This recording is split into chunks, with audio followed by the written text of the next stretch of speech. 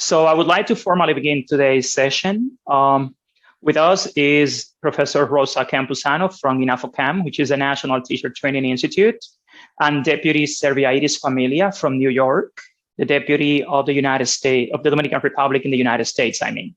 So this is going to be actually a formal beginning of the program. And at Professional Training Systems, we are very grateful to the Ministry of Education and the INAFOCAM, because for the last 13 years, we have been training English teachers from all over the Dominican Republic. The pictures you see on the screen are the first two promotions of our English programs with public schools. The first was in 2008, and then in 2009, we had the second promotion. Ever since then, we have trained over 2,000 teachers. In this case, that graduation you see there was 6 years ago in Santiago, and by then we had trained 1,700 teachers nationwide. So we are really thankful to INAFOCAM, the Ministry of Education, the Dominican government, for allowing us to help in improving the quality of English language teaching and learning in the Dominican Republic. Now, for a formal welcome, I would like Rosa Campuzano from INAFOCAM. She's with us now. Rosa, please turn on your microphone. I'm going to stop sharing the screen so that you can address the teachers. Ahora les voy a pedir, por favor, a Rosa Campuzano del INAFOCAM, que es la encargada del departamento, del área de inglés en el Departamento de Formación Continua del INAFOCAM. Rosa, por favor, si estás con nosotros, puedes encender tu micrófono para que puedas dirigirte a los docentes, por favor. Thank you, Mr. Valdez. Good afternoon to Laura Becher. Good afternoon, teachers, and Mr. Juan Valdez. In behalf of Mr. Saturnino Silva Jorge, Executive Director of INAFOCAM, and Mr. Gelson Navarro, Director of Departamento de Formación Continua, we want to say thank you to the teachers because they have the opportunity of being part of this important program. Thank you, teachers, for the motivation and responsibility you have to improve your teaching. We are aware that during this program, you are going to be in touch to new strategies and methodologies that really help during the process of learning this important language, English, a global language. It is why we want to invite you to take advantage of this opportunity that INAFOCAM, Hunter University, and PTS is giving to you. Remember, teachers, that we have students who belong to different environments, different families. They have different ways of learning, and also they have different learning problems. So it is why you have to be patient as you are and understand that learning a foreign language is a process, and this process takes time. So we invite you to take advantage of this important opportunity. This is an adventure of learning, a learning adventure, and it is important for the Dominican Republic systems that we can know what is happening inside the classroom, what is happening during the process where students are called to develop competences. So teachers, we are sure that in this program, you are going to have the opportunity of being touched to methodology and technology that are important tools to work in this adventure of teaching English as a foreign language in our country. Thank you to Mr. Juan Valdez for everything you do to help Dominican education. Remember, teachers, that we are proud of you, that you are excellent teachers who every day work very hard to do the best for the education in the Dominican Republic. So good luck and enjoy this opportunity you have to improve your teaching. Thank you very much. Thank you, Rosa Orquídea. It's great to have you too, to have your support at INAFOCAM. It is great to have someone from the field coordinating and directing efforts to improve English language teachers' professional development. And again, we at Hunter College Professional Training Systems and INAFOCAM are going to make it real.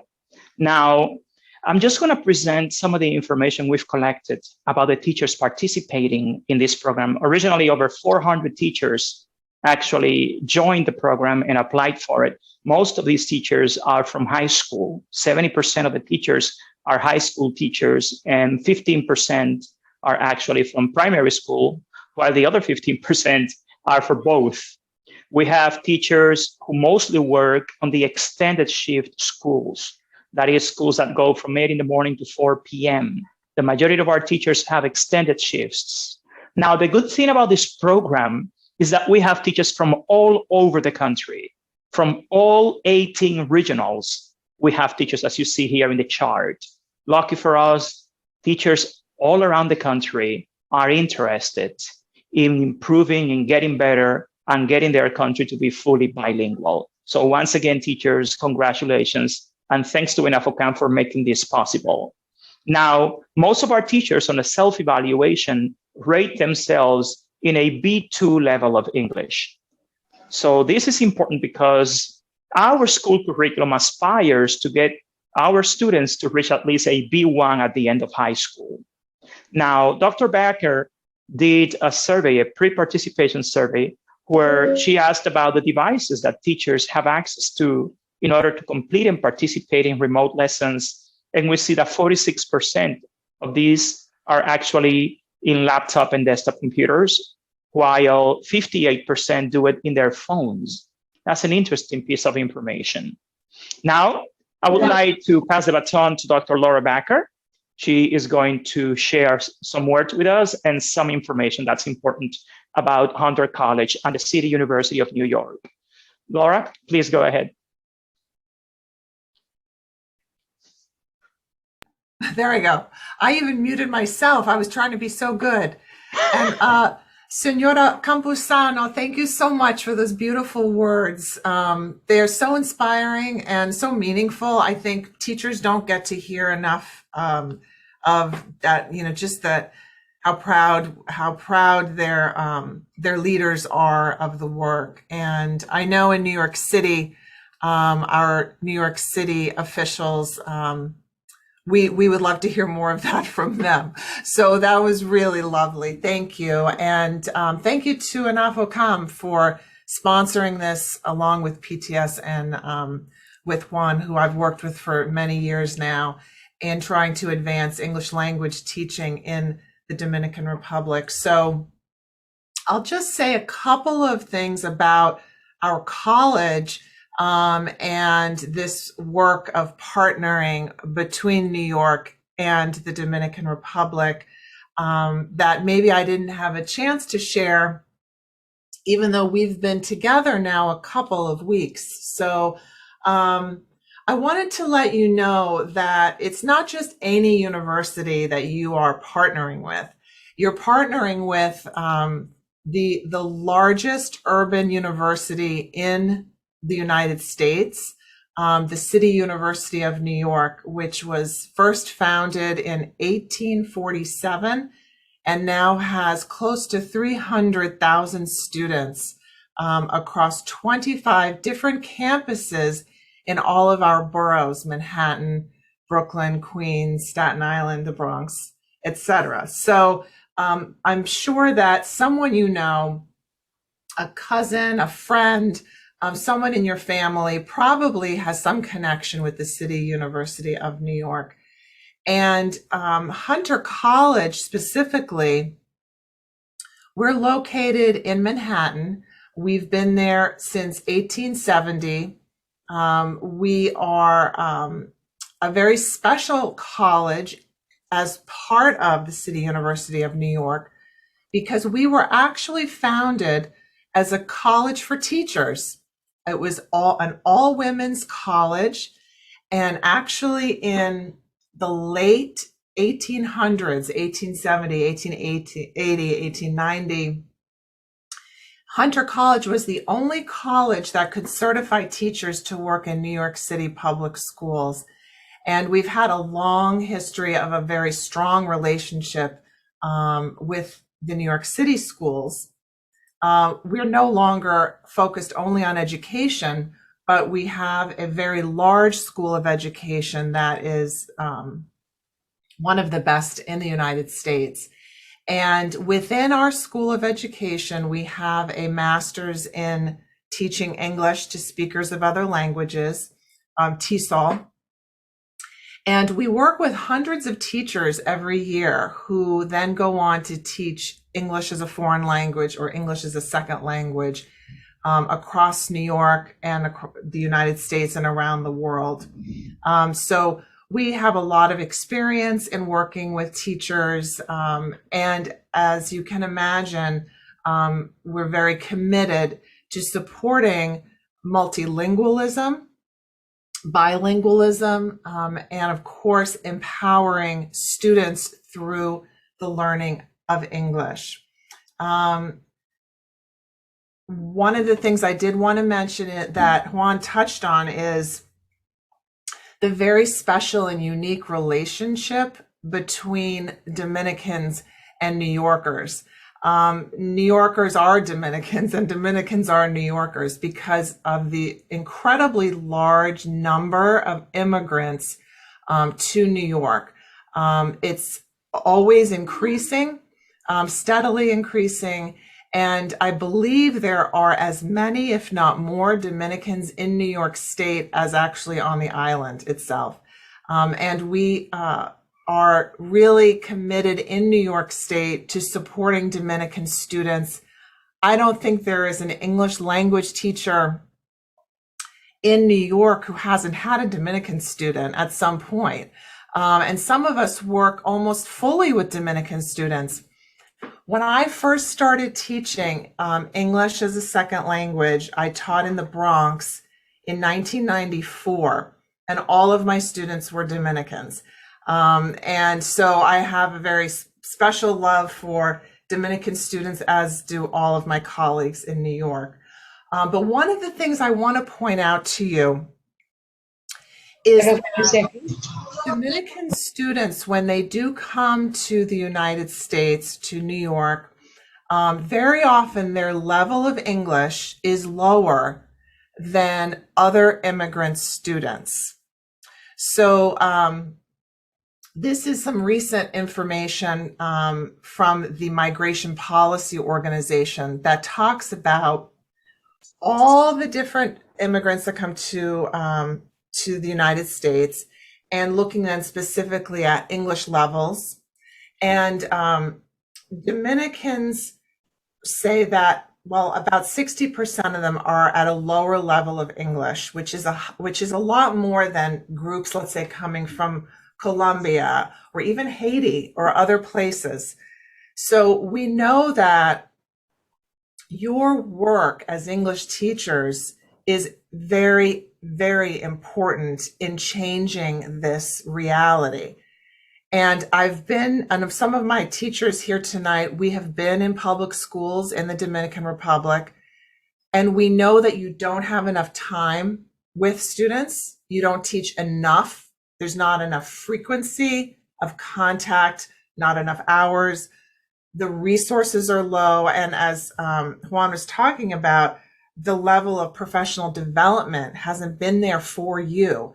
So we want to help you support your learning, your work with your students. And of course, ultimately, when your students continue in the Dominican Republic, or if they come to the United States, we want them to be able to be successful in any kind of work.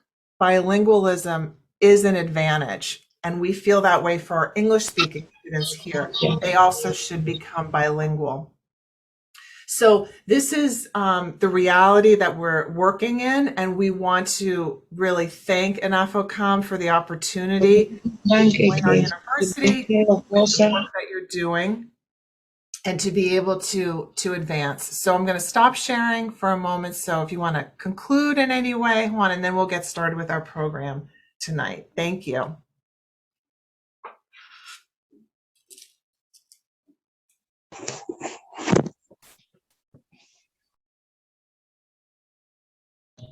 Juan, please, your microphone. Thank you, Laura.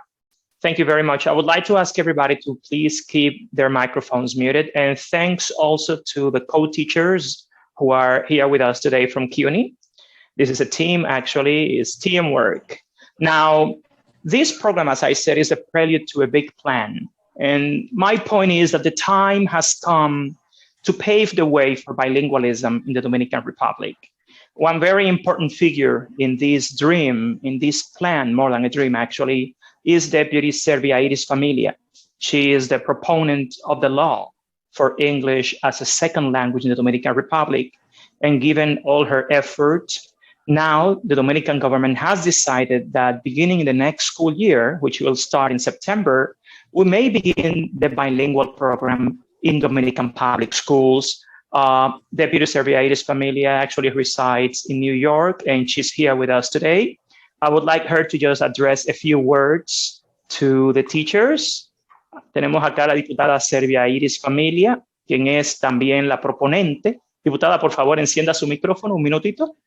Ella es la proponente de la ley de inglés como segunda lengua y gracias al esfuerzo que hemos hecho por años, la conocimos a ella en la Comisión Permanente de Educación de la Cámara de Diputados hace unos meses y ella de inmediato se enamoró de este proyecto y vio que coincidía con su propuesta legislativa titulada La Ley de Inglés como Segunda Lengua. Ella ahora que reside en Estados Unidos, está aquí con nosotros y creo que pronto estará de vuelta en la República Dominicana. Diputada, si quiere dirigirle unas palabras a los docentes del país. Sí, buenas tardes. Gracias al profesor Valdés y a la profesora Laura, a la señora Campuzano de INAFOCAM y a todos los participantes. Para mí de verdad es una gran satisfacción. Estamos muy excited porque esto ha sido un sueño que yo he tenido desde que llegué acá a este país. Un país de oportunidades. Yo puedo decir que es mi segundo país y casi el primero porque este país me dio la oportunidad de yo relanzarme, pero pude haber hecho más cosas si yo hubiese hablado un inglés de una forma fluente. Y esta limitación la he visto que ha venido de generación en generación. Desde que vivíamos en la República Dominicana, el inglés tiene unos 60 años que se da en las escuelas, pero como una materia de un relleno que los estudiantes la pasan, pero sin saber nada. Entonces, en esta oportunidad de este gobierno de cambio, nuestro presidente y nuestro ministro de Educación han puesto mucho empeño para que el inglés se introduzca en la República Dominicana como una segunda lengua, ya que el bilingüismo es una de las bases para que los países se desarrollen, porque ya no somos un mundo pequeñito, ya somos un mundo global y si no tenemos el inglés, entonces estamos limitados a no poder avanzar. Entonces le damos las gracias al profesor Valdés porque cuando llegué allá a la República Dominicana nos conocimos, como él dijo, en la Comisión de Educación y para mí fue una gran emoción saber que allá habían tantos profesores ya en esta situación de que estaban preparándose. Entonces, no más que una situación que ha sido un problema y nosotros lo hemos visto, lo hemos vivido en carne propia, porque pues yo tengo un negocio acá donde nosotros tenemos muchísimas personas que entran acá, muchos niños salen de la escuela porque le hacen bullying, porque cuando llegan no dominan el idioma. Entonces, si ya hacemos una educación bilingüe, tanto los dominicanos de aquí como los dominicanos de allá vamos a tener más oportunidades, mejor calidad de vida para uno desarrollarse. Entonces, de verdad estoy bien contenta con el INAFOCAM, con nuestro ministro, que es una persona de progreso y valga la redundancia, nosotros estudiamos magisterio juntos, nos graduamos juntos de profesor y él tiene una visión de lo que es la educación y sabemos que el inglés tiene que estar en nuestras escuelas públicas.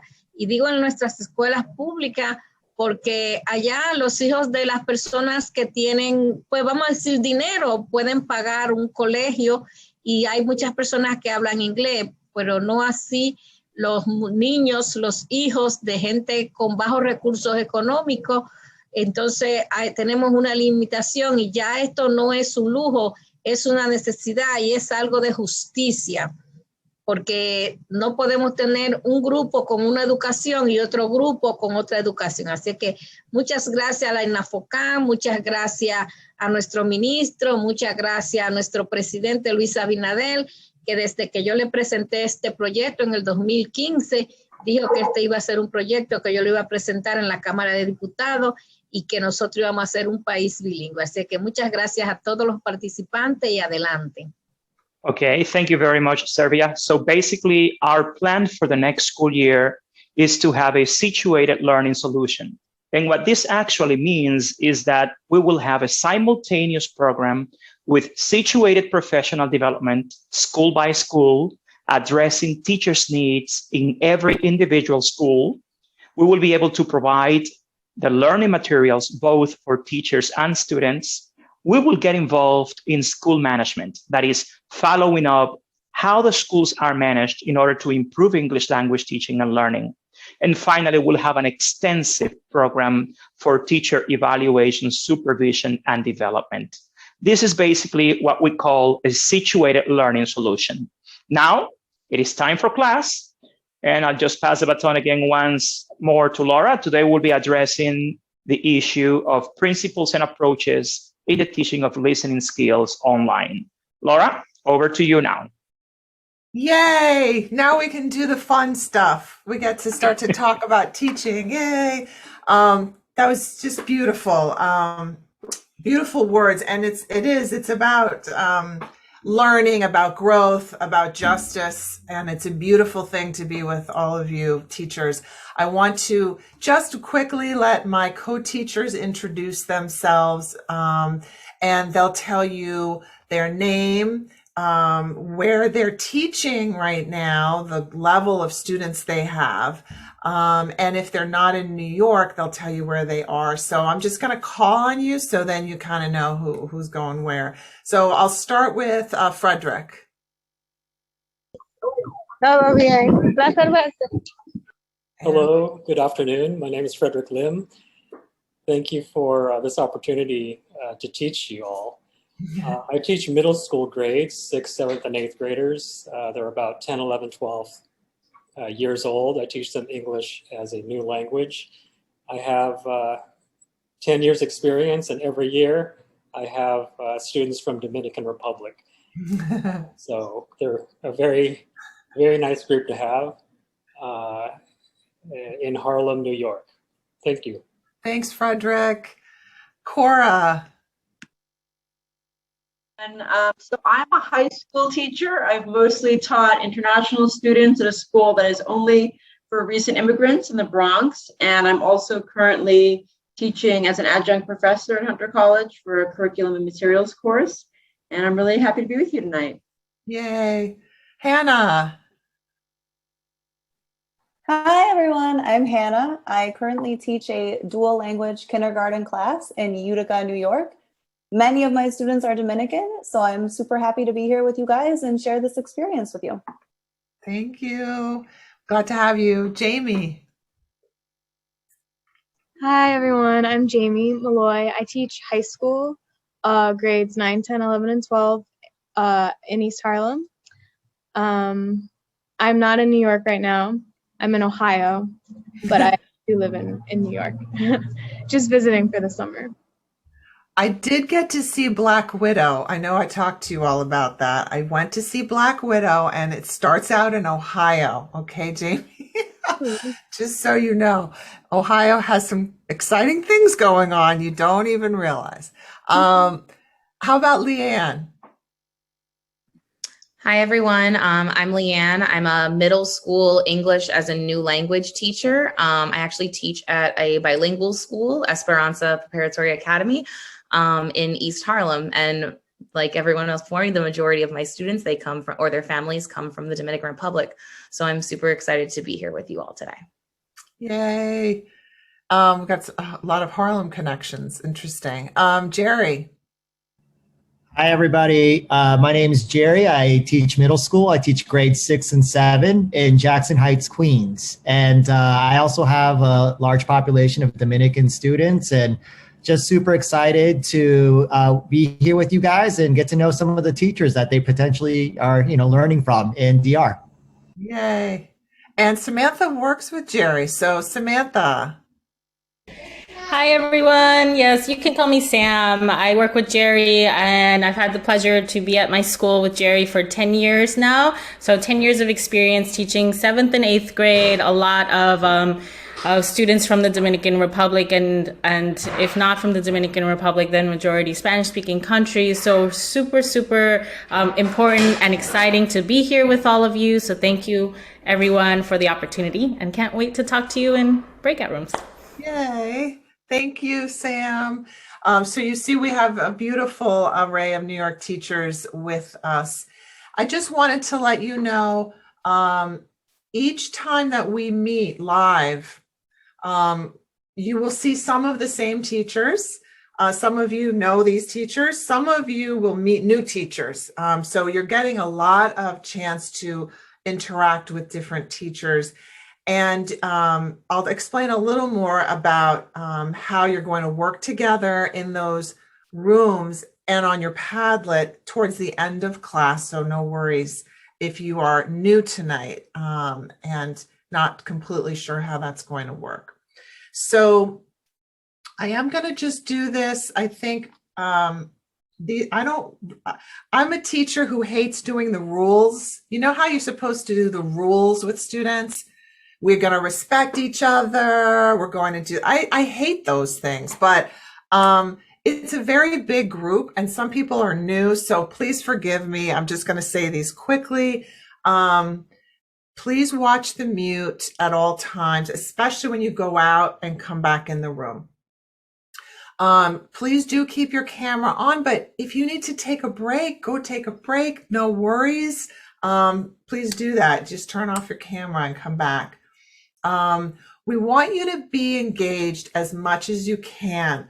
So I recommend paper. Remember paper and a pen? I think a lot of research shows that when you're on a session like this that's live, it's very easy to go check your email, check your WhatsApp, check something else, and you actually don't really learn as much. But if you have a piece of paper and you can write your notes, I think that helps you. And then when you have a question, you could write it down so you don't forget. So that is a suggestion. Number 4, if there's a link in the chat and it doesn't work for you or you're having trouble, don't panic. Try to be patient and calm. We want to help you. We don't want you to be stressed, because when you are stressed, then I get stressed, then we're all stressed. And this is supposed to be fun. I know it's nighttime. We've worked all day. We're tired. So we want to have fun and relax together. So just let us know. There's 7 other teachers and me. We're all here to help. Number 5, the chat. I love the positive energy in the chat. It's so great. So let's say Elvis. I see Elvis Jimenez. He has like a nice smile. He's smiling at me. You know, it makes you feel like, ooh, okay, they're not sleeping. That's good. They're still with me. But sometimes maybe you're more of a quiet person. You don't really like to maybe say something. The chat is a place to have voice. Everyone is equal in the chat. If you like an idea, if you have another idea, if you have a question, if you just want to say, oh, hi, Conrado, how are you? How's your car doing? You can say something to your friend in the chat. It's all good. Use the chat a lot. If you don't understand something like, what did Laura just say? I'm not understanding. Put it in the chat and help each other. Help each other, and we'll help too. Number 6, the breakout room. We use breakout room maybe for an activity, And then we use breakout room at the end. And I don't want you to panic about that. You'll get a note. It will say join. So you're going to click there. But if you don't see it, you can always go to the bottom of your Zoom. It says breakout rooms, and then you can find it there. Okay, so you'll be all right. If you lose your internet, like Laura Liriano was saying, oh, it's raining, I might lose my internet. And I know it's same for me here. I had a little internet problem myself. We're not going to panic. It's going to be okay. This is being recorded. If it's really bad for you, it's okay. You know, you can watch some of it later, and we will try to help you go in a breakout room. Okay, so I think we're good. And I am going to move on to actually the interesting stuff, talking about listening. So we talked about language classrooms, what they need, you know, feeling connection, feeling safe, taking chances in English, making it fun, having information gap, getting feedback, thinking about our form, but also fluency, all of those things. Then we also talked about speaking skills, how we get and develop our speaking skills. So we're going to be looking now at listening skills, but I wanted to just recap. Are you familiar with this word recap? So I'm going to put this word in the chat. What is a recap? Can anyone put in the chat what a recap is? If I say I'm going to recap, what does that mean? And if you know what the full word is, oh, Eufemia Diaz Ortega. Yeah. Nice. Yes, good. It's recapitulation, but it's short. Recap, going over, a review, a summary. Beautiful. We use that word a lot, recap. So I'm going to recap from module 2. Last time we talked about speaking, we talked about the linguistic, the discourse, the sociolinguistic, the strategic, all of this that we need to function well when we're trying to speak in a new language. We talked about, even when we're online, we still want to have speaking activities. But that's what's really, really, really important in speaking activities is that there's a listening task. We're going to be talking about listening tasks. So if I say to Johnny, tell me, Johnny Ruiz, tell me about your day. What did you do today? As a speaking activity, but nobody has to listen. Then guess what? Nobody's going to listen to Johnny. They're just waiting until I call them, and they don't really listen. So whenever you design a speaking activity, it always goes with a listening activity for everybody else. And we know that before we can read and write in English, we need to speak those words. It's very hard to read a sentence in English that I don't know how to say the sentence in English, because reading is hearing in your mind the voice. So it's the most important thing to think about, how speaking goes into reading and it goes into writing as well. So even if you're teaching more advanced students and you're going to do a writing activity, think about, how can I have the students speak first about the topic, get the ideas before they start to write. Okay. So thank you, Frederick, for recap. I love it. Okay. So I'm going to have you do a little bit of using these, your little orejas. Okay. You're going to use these for a second. These are some birds that I think you do not have in the Dominican Republic. Take a look. So I'm going to have you listen to some of these. I'm going to try this red bird over here, okay? And I want you to use your ears now and tell me if you hear anything.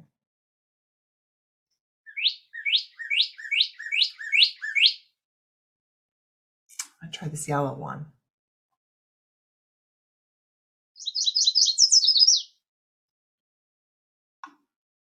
How about this blue one here?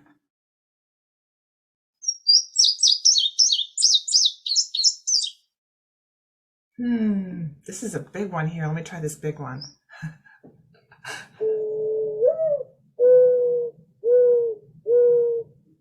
Conrado likes that one. Okay, how about this yellow and black one?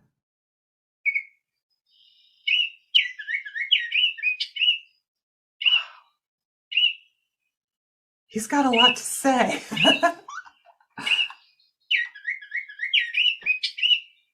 Oh my goodness, he's got a lot to say. Oh man, he's got a lot to say. Okay, so I gave you a chance to use these. Okay, I'm going to have you use these again. When I told you to use your ears, I didn't give you any task. I just said listen, right? So you listened, you enjoyed it. Okay, now I'm going to have you hear these sounds, but I have a task for you. Okay, so take your piece of paper, your notebook.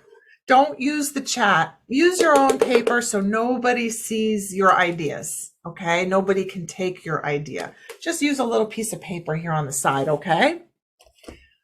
Are you ready? Guadalupe Cigaran? Lista? Okay. Oh, she's got her pen. Yeah, girl. All right. Here we go. I want you to listen to these sounds in order. 1, 2, 3. What do you think is happening? Can you make a story from these 3 sounds? Okay, not in the chat. Someone write in there, not in the chat. Oh, thank you. Write it on your paper. Okay, here we go.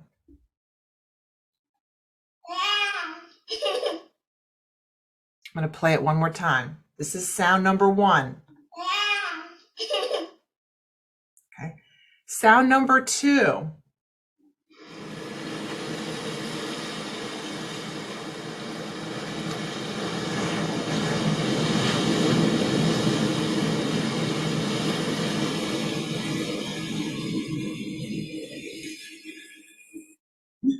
Ana Julia de Leon, she's saying, what is that? I'm going to do it again, number 2, okay? Maciel says, do it again. Okay.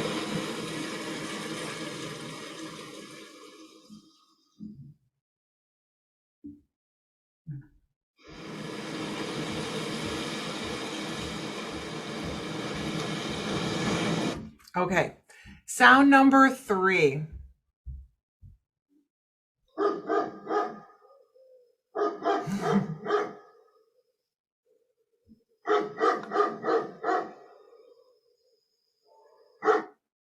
Okay, so I gave you those 3 sounds. Can you make a story from that? All right, so maybe you wrote a little story over here really quickly, or maybe you can do it now. All right, I'm going to give you just a few seconds. Can you repeat number 1? Oh, yes, I can. I'll do them all, okay? I'm going to do 1, 2, 3. Again, I'm going to repeat 1, 2, 3. All right, here we go. Okay. Sound number 1, and everyone, please do stay on mute, because especially because we're trying to listen. So Laura Ogando is using the chat, which I said, please don't use the chat. Okay, so this is a listening session tonight, so make sure you listen well. Okay.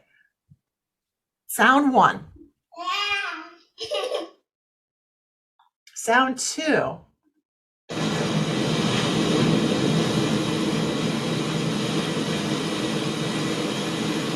Sound 3.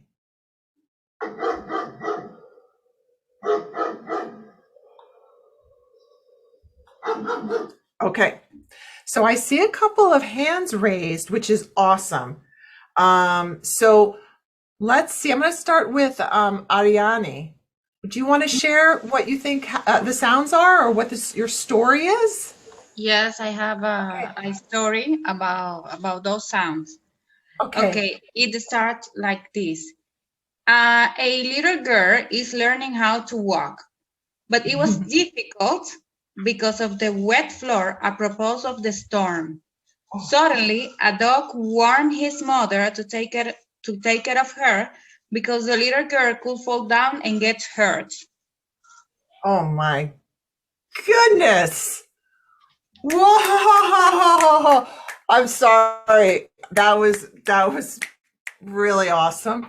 Okay, now, if I were in the classroom and we could actually have a whole lesson from those 3 sounds. Because look how many hands I have.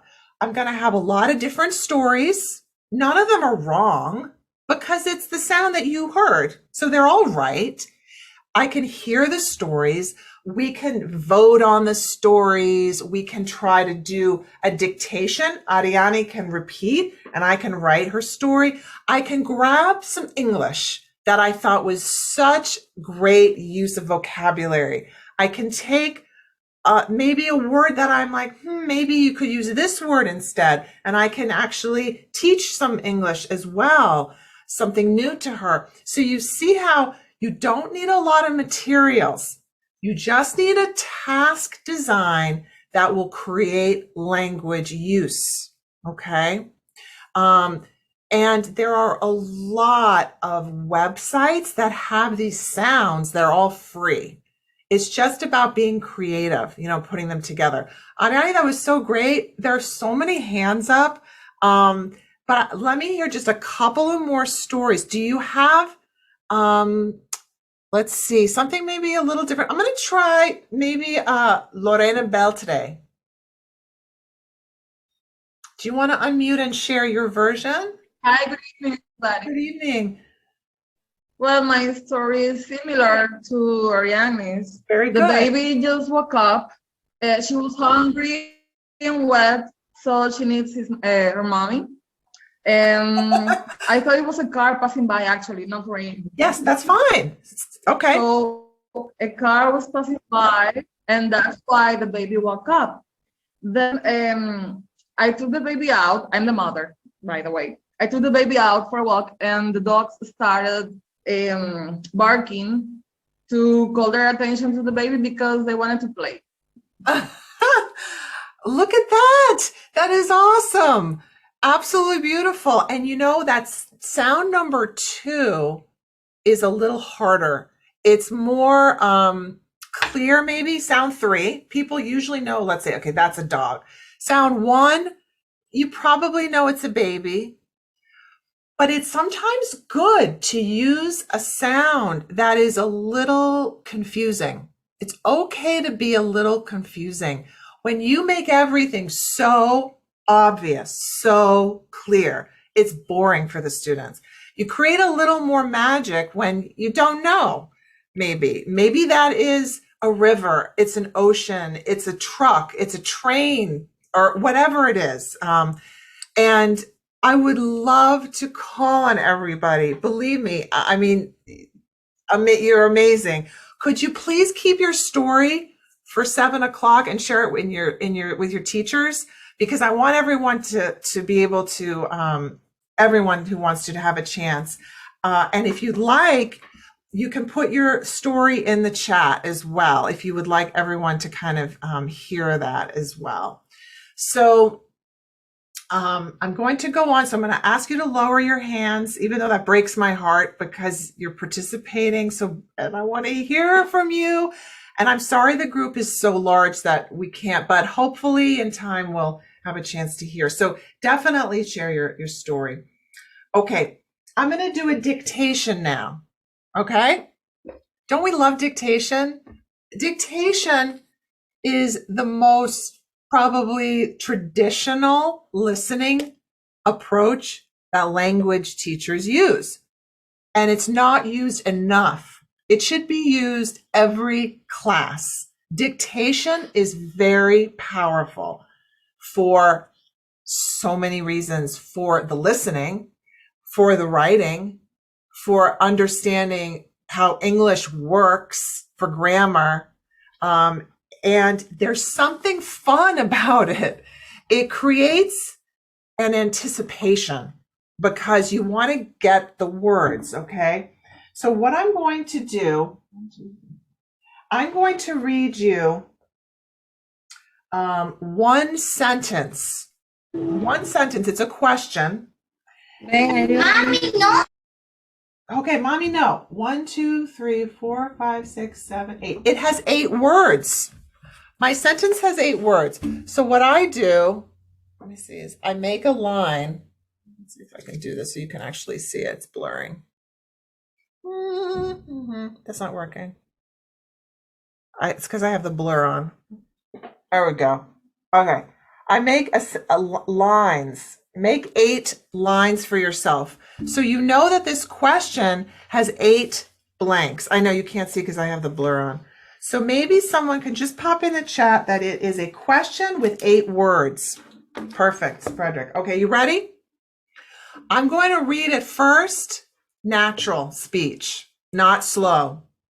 And then I'll read it second time a little slow. Okay?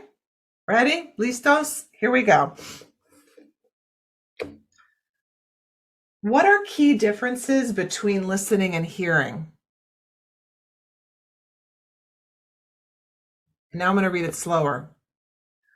What are key differences between listening and hearing? If you think you have this sentence, put it in the chat.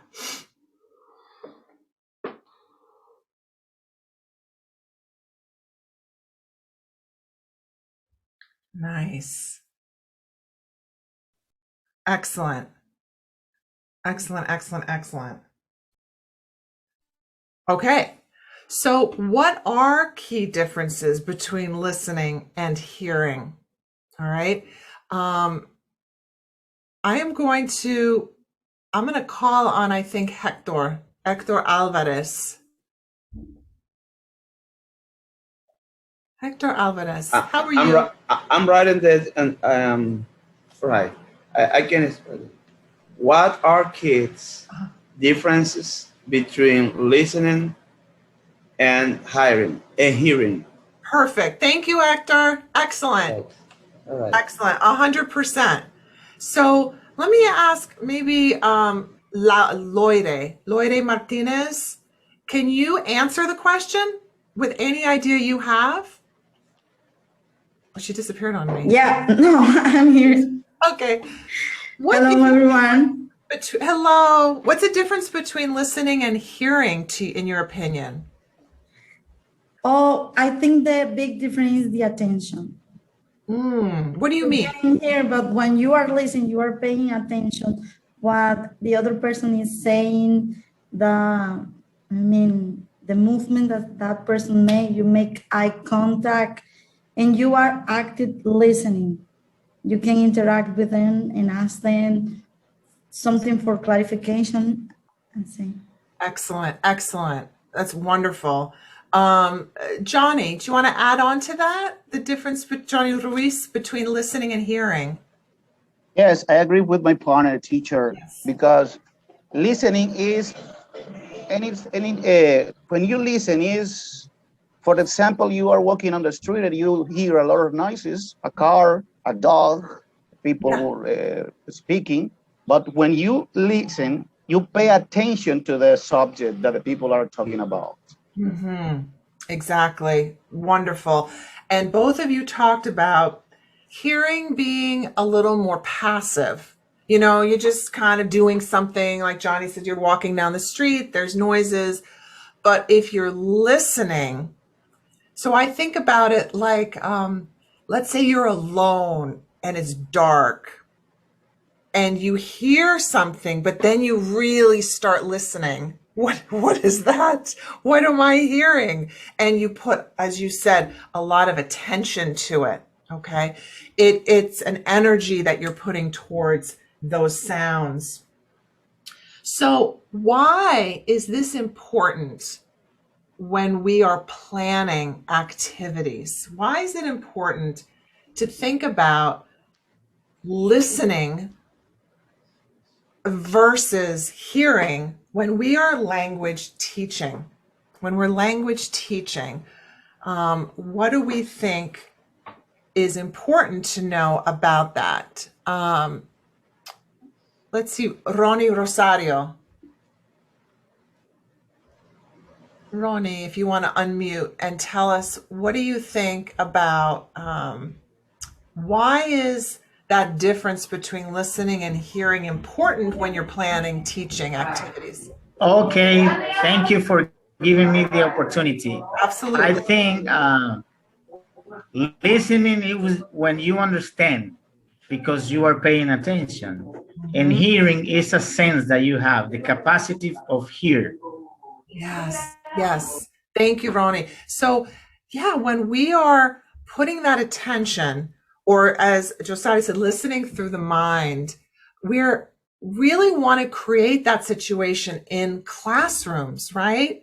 When you have your students learning English, it's good for them to like hear music and just hear English, but sometimes you really want to bring attention to listening, right? So I'm going to have you take a look at this, and I want you to put A, B, C, or D. Okay. In your everyday life, you're walking around in the DR. Of course, you're using your Spanish and your English, but how much time in a day do you spend listening versus speaking, reading, or writing? Is it A, 45%, B, 30%, C, 16, or D, 9%? What do you think? So you can put that in the chat and see what you think is the right answer in terms of those 4 skills: listening, speaking, reading, writing. Where do you spend the most time? Okay. Awesome, awesome, awesome. And you are on the right track because, yes, listening takes up about 45% of our communication every day, followed by speaking, which is about 30%, followed by reading, about 16%, followed by writing. Now, that's not necessarily a student in a classroom, but just regular everyday life. We do spend a lot of time listening and speaking, also, though, in classrooms. About half of the time students are in school, they're listening. But you know, a lot of students aren't really listening. They're just hearing. That's because sometimes there's too much listening. You cannot put that attention, listen, listen, listen, all day long. It takes too much energy. So you want to know as a teacher, what times do I really want that energy for listening, that attention, and what times do I let it go? If I am talking and talking and talking and talking all the time, students are just going to stop listening because you can't listen consistently all day long. Now, English teachers in general actually don't plan a lot of listening activities. Teachers plan a lot of speaking, reading, and writing activities, but not so much the listening activities. Okay. And David Noonan called listening the Cinderella skill. In other words, the big sister speaking gets a lot more attention than listening does. So we have to think about why that is. Why is it that teachers spend not enough time on listening activities? What do you think the reason is? I'm going to put the question in the chat. Why do we not spend enough time on listening tasks? Why do you think that is? Why do we spend so much time on speaking activities, reading activities, writing activities, but not as much time on listening activities? And I'm going to let you, we won't raise our hands for this one. Just put an idea in the chat and give yourself a moment to think why it is. Okay, classes are short and you say this is going to take time. It can be harder to teach. Okay, students don't seem to understand. The book has so much grammar to cover. All right. Lack of concentration or importance on it. Okay. Underestimated. The students aren't concentrating on it. Okay. So listening skills are just like reading skills, writing skills, speaking skills. If you don't practice them, they don't get better. So if we don't spend time on listening, students won't get better at listening. Just like if we never do writing activities, they won't get better at writing on their own. They need you. They need the instruction that you give, the time you give, and for you to create activities that help them get stronger and better. You know how we just did the sounds with the baby and the water, the ocean and the dog? That wasn't English. That was just listening. You can start just with sound. You can start with one word in English until students can listen and understand more and more. And dictation is a great way to see students improve, where at the beginning, they can only get a letter, then they can get a word, 2 words, 3 words, and then they can actually hear and write down full sentences. So listening can be strengthened pretty quickly.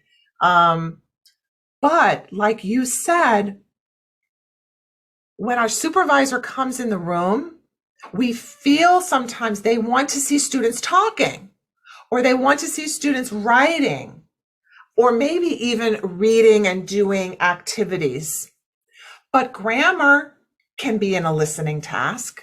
Grammar can be in a reading, writing, or speaking task. So we can still do a lot of the activities we do, but sometimes we're worried if the students are quiet because they're listening, they're not doing anything. But actually, they could be doing a lot. Maybe they're circling, they're checking, they're drawing a picture, they're writing down words. So we want to make listening visible so we can see students doing it in the classroom. Danelis, did you want to say something about that? Yes, Yeah. thank you. Go ahead. I mean, when you asked that question, I was like thinking in my everyday when I teaching, and it is true that we don't use many tools of listening, dictation. We try, but the point is that we try. In my case, I try, but students from public school, they are concentrated in another things. They have math, they have science, they have many things. They have like shows by Tom Ballet. I don't know if it is like that. Different things that doesn't get the concentration. Even if we put all our energy on teaching them the best way.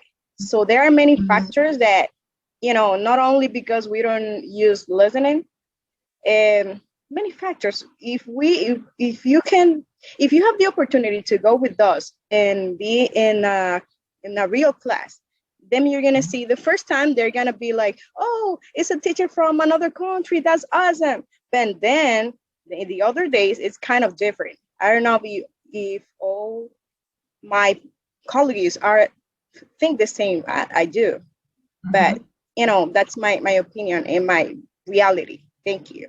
Thank you, Danelis. Thank you for sharing those thoughts. I can't respond to all of them, but if I could, I just want to respond to a couple of them. I really want to lift you up and give you love and energy from the group, because it isn't easy. It isn't easy teaching kids in New York City schools either. It can be very, very challenging to continue to motivate students. And there is no easy answer. There is no activity, that I can give you. It's like a magic solution. Of course not. Teaching is very complicated. Some of your students will love English and really respond well to it. Some of your students are probably going to be less interested, in it. And always it's our job to think of how else can we grow? How can we reach the student? Maybe we do that math in English. We do the science video in English so that topics they're interested in, they can use English for. We certainly want them to, let's say, if they're interested in science or math, continue in that career, and you definitely will need English to continue in that career. So sometimes it's going beyond the curriculum we're given. Like some of you were talking about, sometimes the curriculum is, not so interesting. Maybe it's a lot of grammar activities. We have to kind of take them and turn them into a game where we can. And for sure, it can be very noisy. The rooms can be small. So you want to think about what I can do based on the students I have and what I can do. How could I try it? Maybe there's some students in the room who are not going to want to participate in that activity. Could it be a group activity where you have stations? And at this station, come sit with me if you want to do the listening activity. Maybe it's something where they're listening from WhatsApp, so you don't have to worry about the noise in the room. It's always about problem solving, because if we give up, there's no way that they can continue. So we have to continue to try to think about, how do we take ideas and bring them into practice?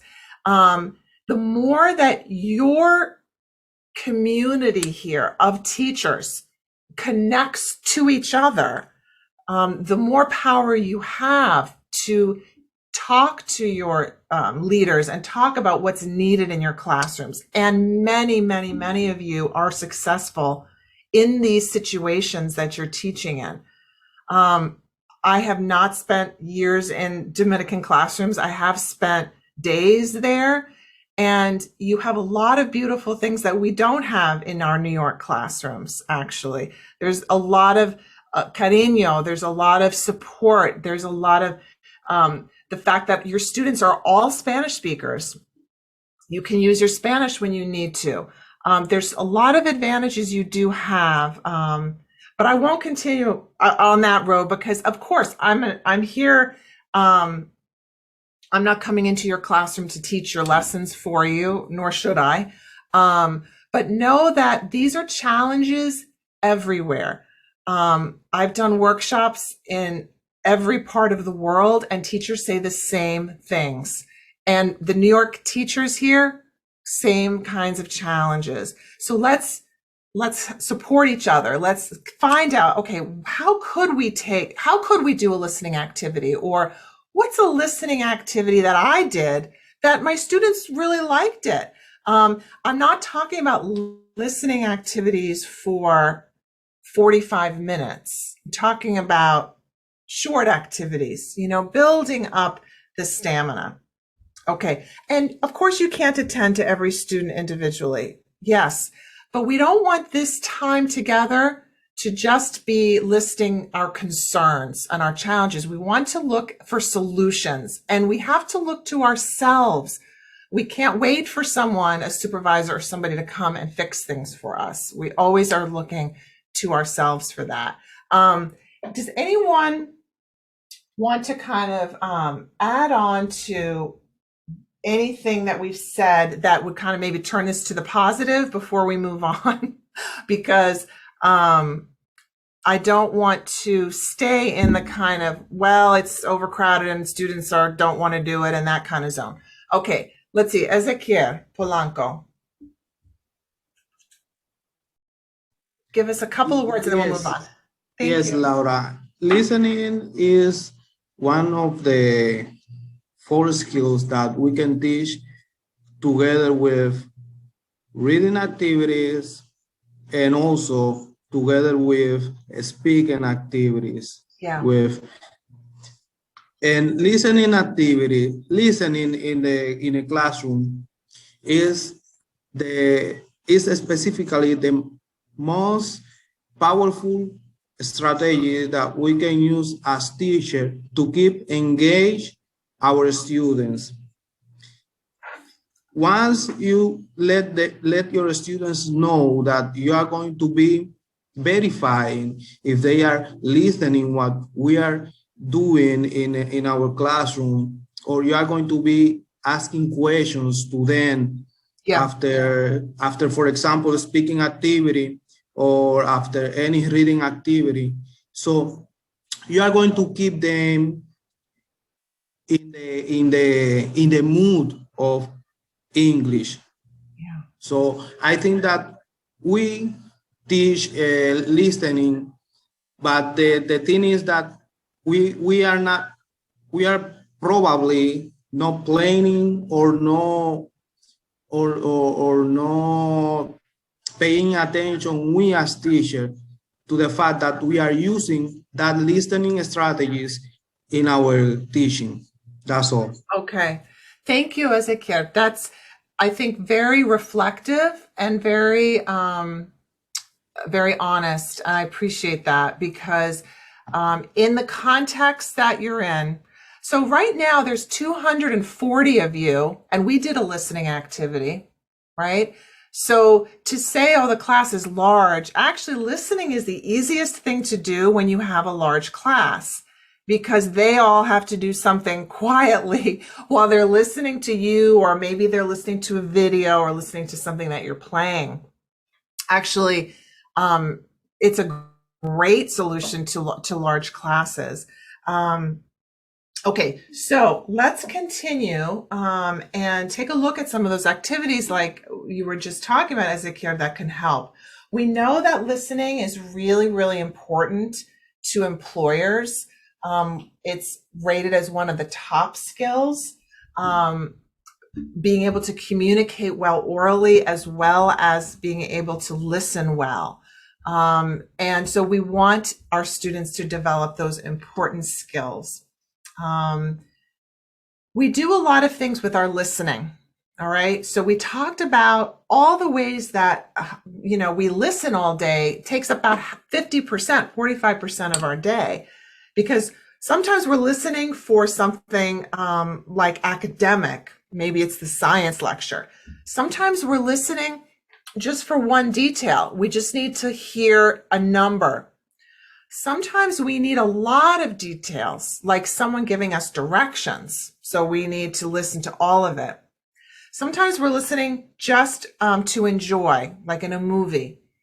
Sometimes we're listening just to get the main idea, but we don't need all the details. And sometimes we're listening because we're in a conversation and we have to know what comes next. So when we are doing all those kinds of listening in real life, we take that and we create activities, language teaching activities. Language activities that you make for your students should reflect real world use of English. So in the real world, if you have to listen for some details, then that's the kind of activity you want to have. If sometimes you're listening for the main idea and you don't need details, you also need those kinds of activities. So it's not about there's so much out there. You can take any material that you have and it can become a listening activity. You just have to read it out loud. You can find anything in the world on the internet for them to listen to. So it's not about having someone give you a CD or something like that. It's all there for you. It's a matter of your design. How do you design your lesson? And can you think about different ways to get at these different uses that we have? So let me continue here for a moment. When we think about listening being very active, as you were saying before, it's usually we think about listening as this, like we're talking to someone, so we're listening two-way.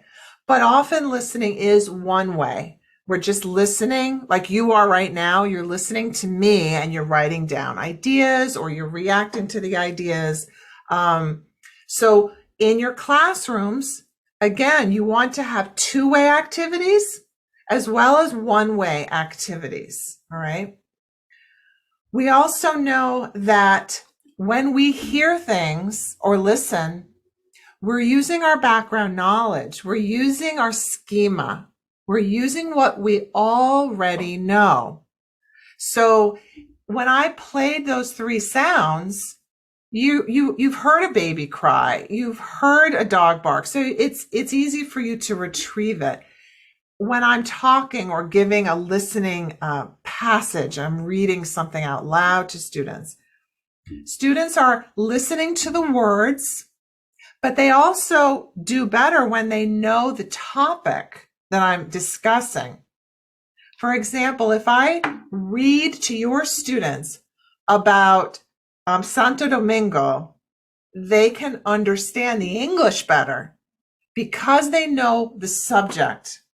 If I read to your students about Ohio, even if the English is the same difficulty, they're going to have a harder time understanding it because they don't know much about the topic. So think about how you bring in topics they know about, but then add the English on top of it.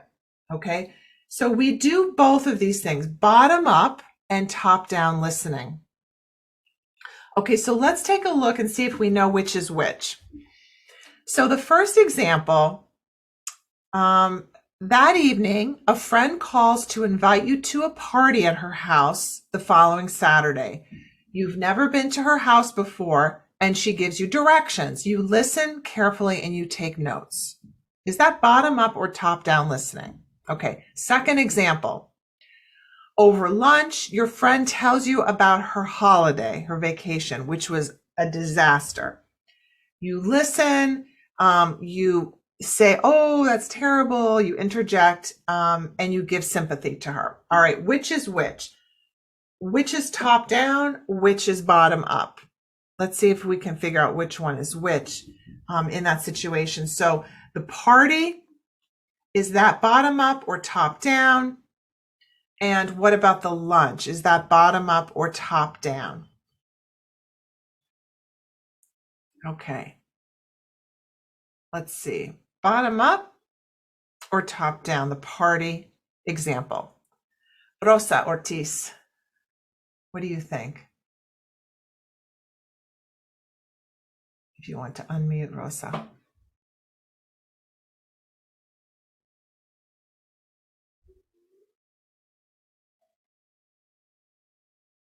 You want to unmute Rosa?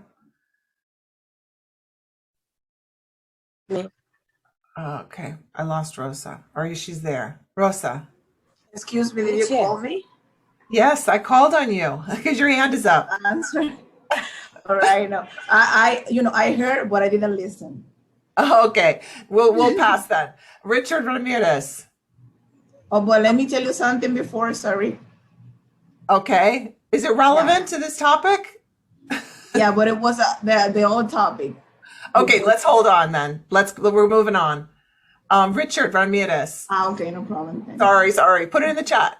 Problem. Yes, I think the top down is the second one. The top down is the second one. Yep. The top down is like a general situation. You're getting kind of the general idea. And you're using your kind of knowledge of your friend, of going on vacations and all of that. And you don't need all the details, of what she's saying. It's just the general idea.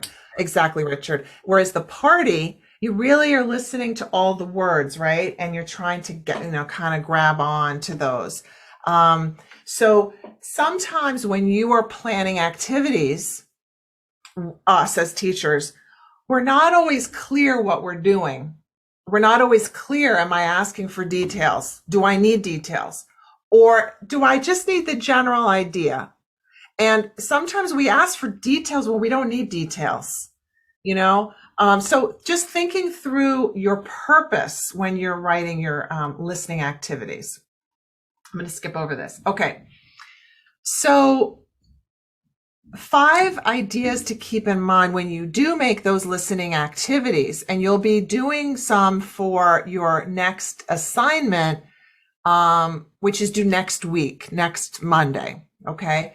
So number 1 rule when you're doing a listening activity is, if you want to build the background knowledge, if you're going to have your students listen to something about Ohio, then they need to see pictures. They need to read about it. They need to know what it is they're listening about.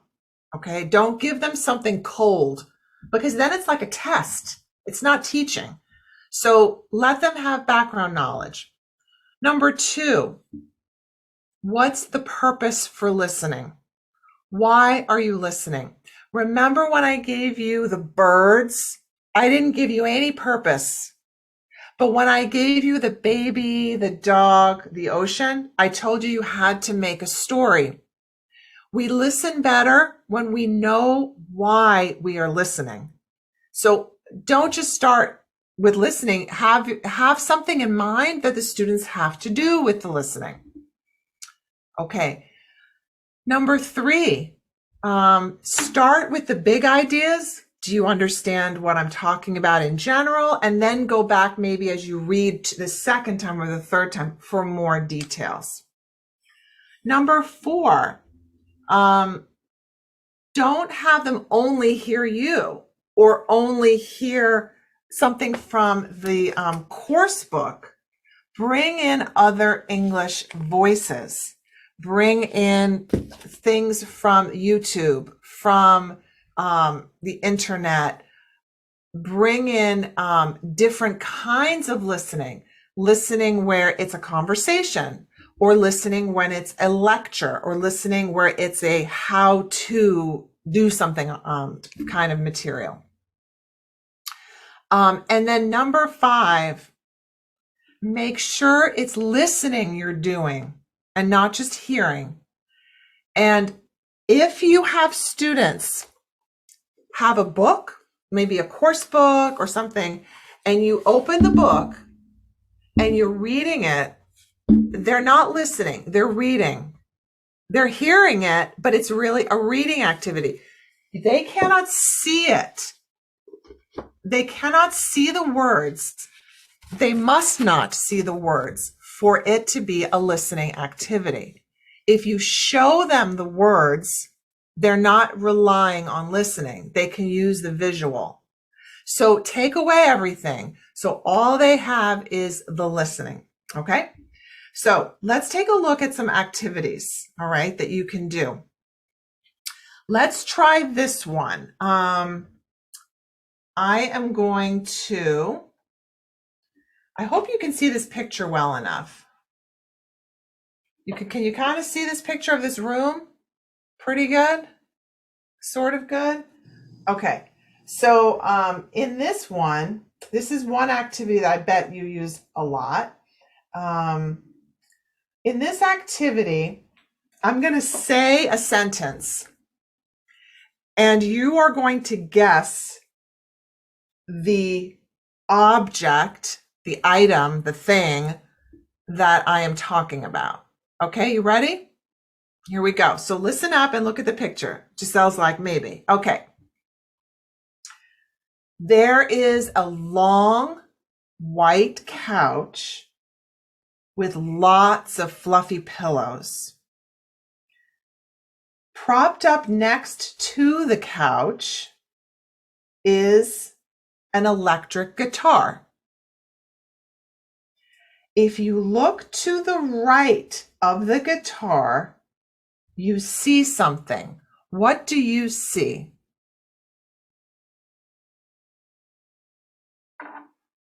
Okay, nice, excellent.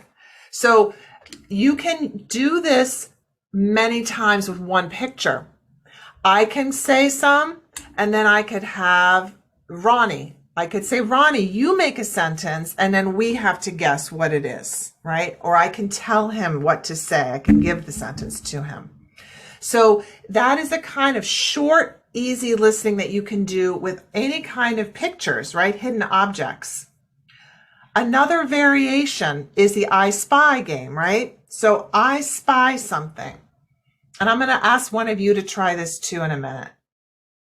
Wow, that was a really cool chat. Oh man. Okay. Hopefully someone's cat, they jumped on the keyboard or something on that one. All right. So I spy with my little eye something green.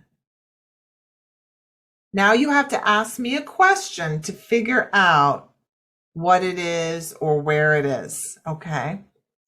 So I spy with my little eye something green. And let's see, Melvin Mota with the cool earphones. What do you think? You want to ask me a question? It has to be a yes, no question. Like, is it? Does it have branch? No. Okay. I spy something with my eye. It's green, but it's far away from that plant. The student's pens? Or yeah. Yeah, it's Is in it the a back. backpack? Is it a backpack? Who's saying that? Lucrecia. Okay. Is it a backpack? Yes, it's a backpack. It's the girl's backpack on the bottom left, and she's like, a great on her face. Okay, beautiful. So I can do this kind of thing easily, right? Is it this? Is it that? I spy games. Okay, just with a simple picture. Okay, this one's a little hard. It's called One of These Things Is Not Like the Other. Okay, and the way that this game works is I'm going to say 5 words. All of them are the same in some way, except one is different for some reason. Okay, so let me start with this one. Okay. Genuine, sincere, trustworthy, phony, honest. Genuine, sincere, trustworthy, phony, honest. Okay, so what's different? Okay, listen though. Now I see the way you're writing this. Sincere, trustworthy, genuine, phony, not funny, phony, and honest. Okay, Santiago Hernandez. Can you unmute, Santiago?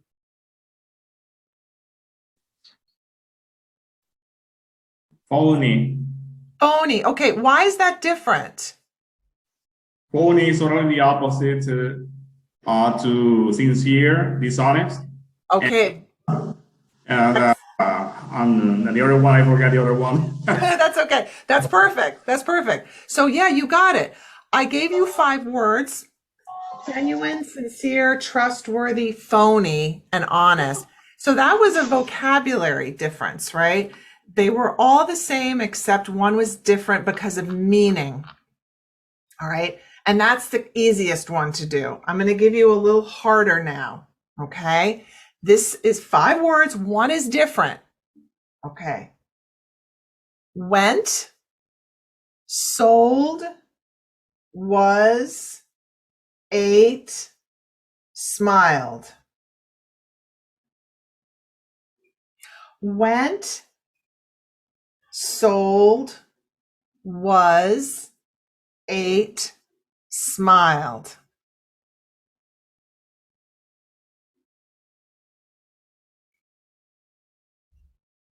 It's not a vocabulary difference. It's something harder. It's a little more sophisticated. Went, sold, was, ate, smiled. Although you might have gotten it. I'm just waiting. Okay. Josiah and Joel, tell us. Joel might tell us, except he's got a pacifier in. Okay. Yes, we're talking about verbs in the past, and those are regular verbs. Okay, except which one?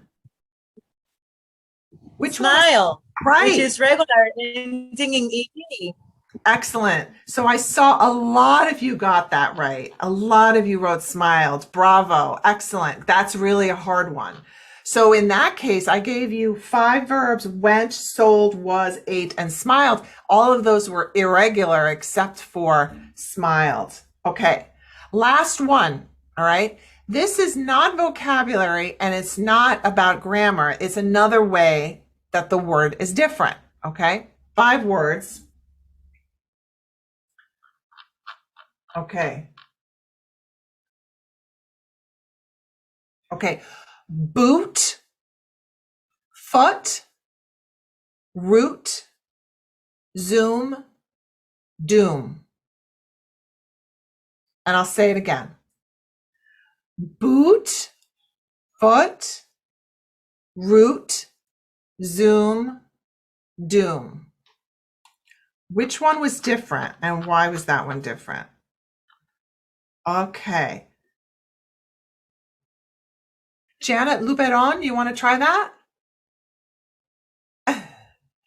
It's okay, we'll help you if you want to unmute. I'll do it one more time for you, Janet, if you want to unmute yourself.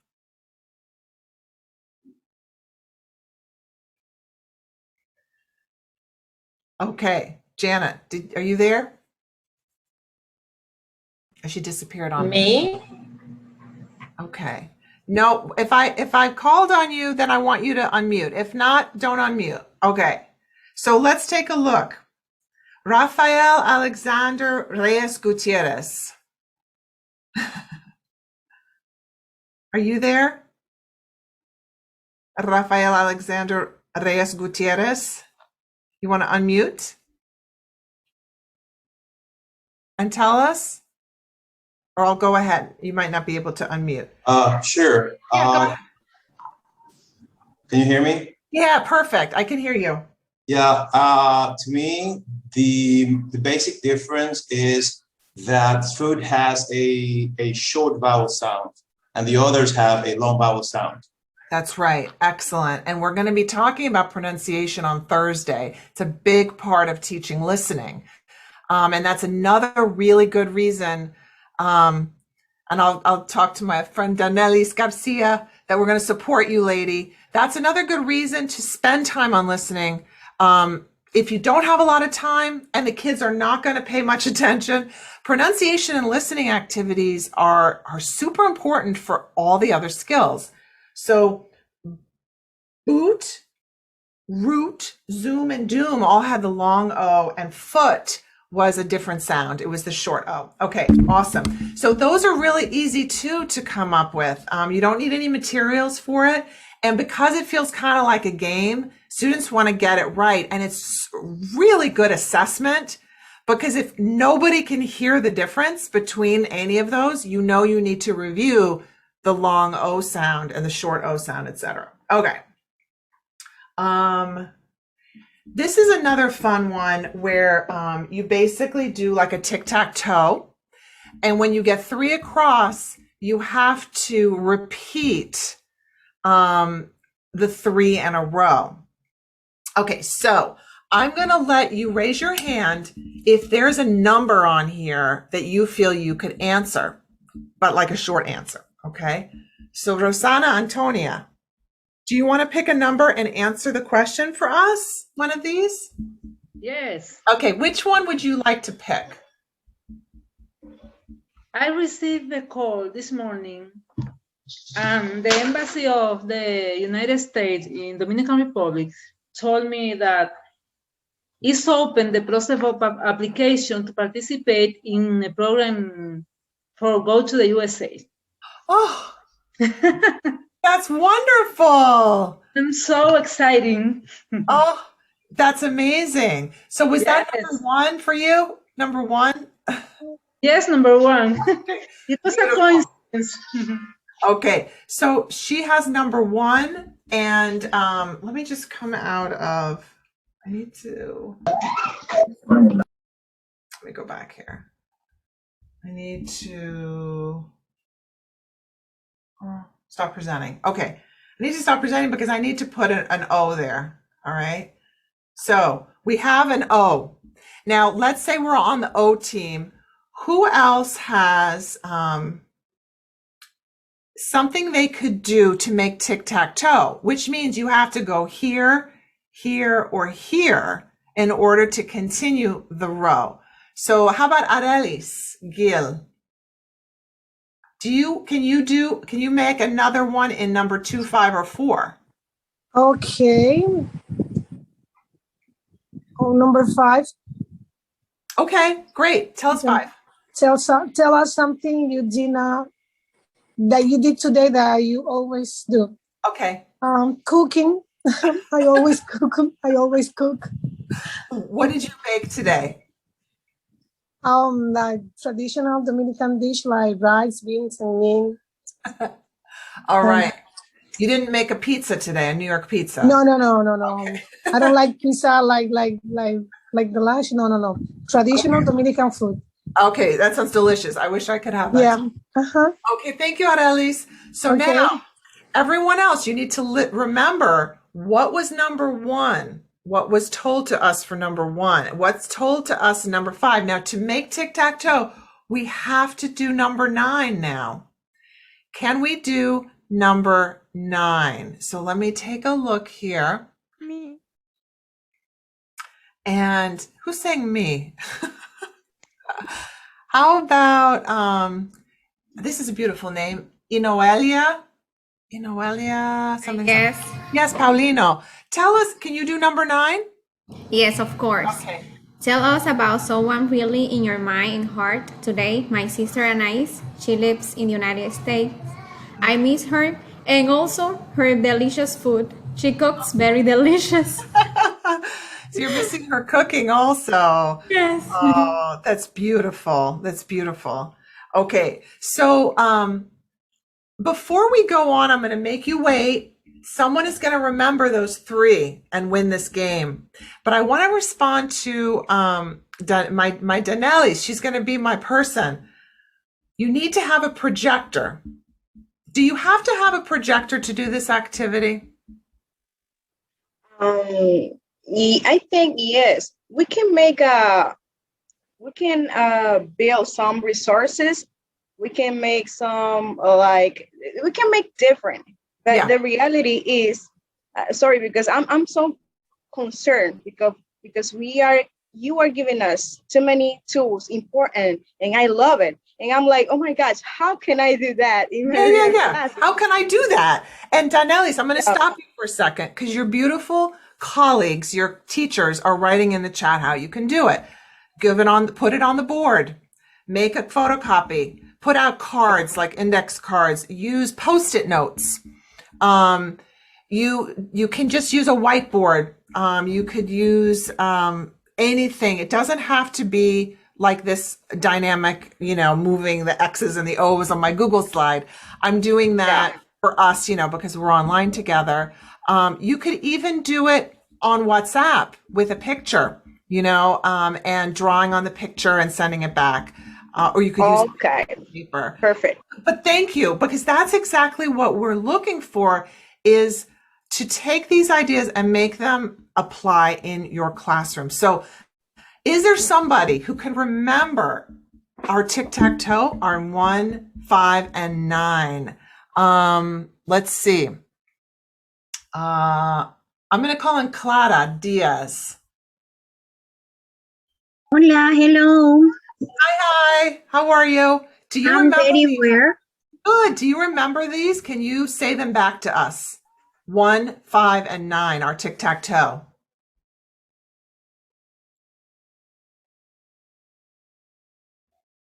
Oh, wait, you're on mute. Go ahead.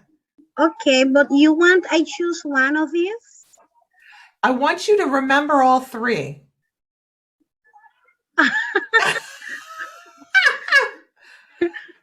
Okay, like, I think my internet doesn't work. My internet doesn't work. Okay, try it out.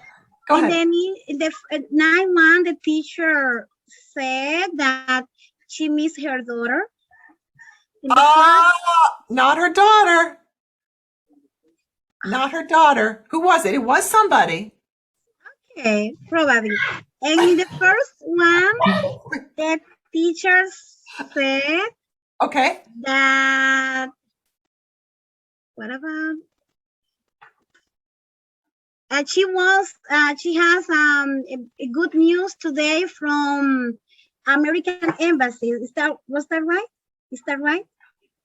Yes, beautiful. That's right, Claire. She had a beautiful news of maybe being able to go to the United States. Yes, from America. Yes, yeah. The second one, I don't remember. Sorry. Okay, so Maciel, can you help her out? Maciel Rodriguez. Unmute and tell us. Yes, I'm right here. I remember. Rodriguez. I'm sorry, there's Maciel. Oh, sorry, Maciel Rodriguez. Okay. Okay, I have to repeat the first one also. No, just this last one here. Okay, number 5, that is the second.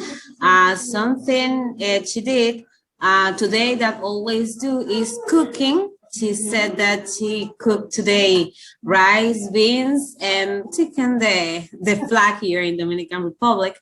And the number 9, talking about someone that it's in her mind and in her heart today. She talked about her sister that lives in the United States and she misses her a lot. Oh, very nice. Beautiful. Big thumbs up. A big cheer for you.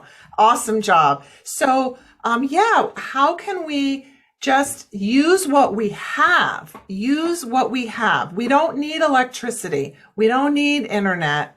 Well, sometimes we do when we're not in person. But can we take the ideas of creating a situation where students have to listen to each other? Okay. I'm sure you played a lot of bingo. Bingo is obviously super fun and easy for students as a way to listen and to mark. If you do have students who have internet access, there's a great bingo maker. You put in any words you want. It sends it to the students with all different order. So it makes it really easy, and I'll share that with you. I'm going to skip this one. I think this is like a missing dialogue, which you're probably familiar with. Okay, let's try this one. All right. In this activity, you go through the steps of getting them to think about the topic, and then you use a song. Okay, so we'll start with the first step of this. All right, this activity. So the title of the song that I'm going to play is called Can and Can't Song. All right. And in the song, what do you predict the boy says that he can and cannot do? So in the chat, just predict. There's no wrong answer because you don't know the song. So it's going to be fine. But what do you think could be possibly his what he's going to say? Okay, and I am going to try to go back to presenter view, which may take me a second. And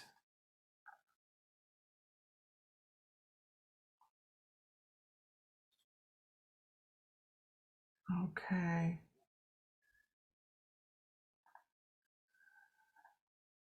There we go. Okay. Oh, beautiful. Does anybody know this song already? Okay. All right. Now we're going to listen to the song. What keywords tell you what he can and cannot do? All right. And you are going to draw pictures of anything you hear. So you're just going to listen. All right. So I'm going to stop sharing because I want you to just listen and not see any of the words or anything like that. All right. So are we ready? Here we go.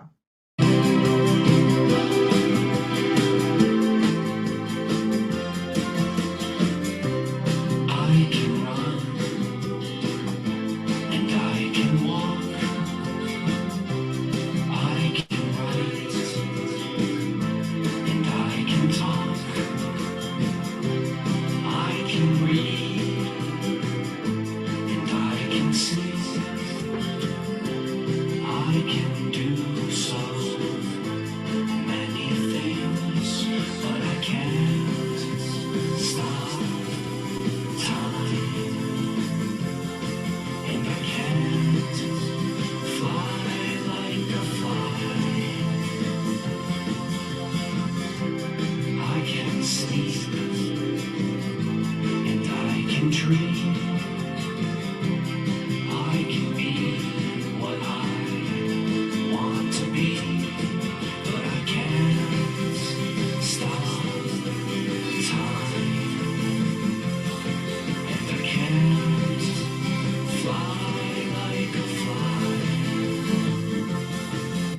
Okay, I'm going to stop it there.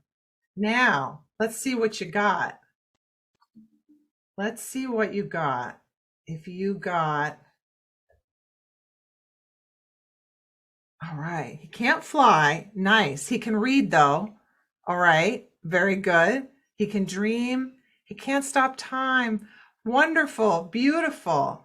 Okay, so now I'm going to have you listen again. And I could give you a close passage, you know, where I give you the words and some of them are missing. So I'm going to show you that. And I'm going to see if you can get the missing words. So I'm going to share my screen again. Okay. All right, here we go. So you've got some of those from listening, right? I can run and I can walk. You guys got that? I can write and I can talk. I can read and I can sing. I can do so, and I would decide what word goes there. I can do so many things, right? Awesome. I can't turn back time. I can't fly. And number 2, you can put into the chat if you want. Like a fly. Awesome. I can sleep and I can dream. I can be what I want to be, but I can't. Number 4 is wrong. Stop time. And I can't fly like a fly. No, I can't. And then the last one, number 6. Laura Liriano. So this is one of those activities, you're right. You take a simple song and it can become a whole lesson. And the students want to hear it over and over and over, because once they understand the words and then they can sing along with it, etc. So let's go now and just enjoy it for a second. How is it different when we watch it? And a student made pictures to go with this song.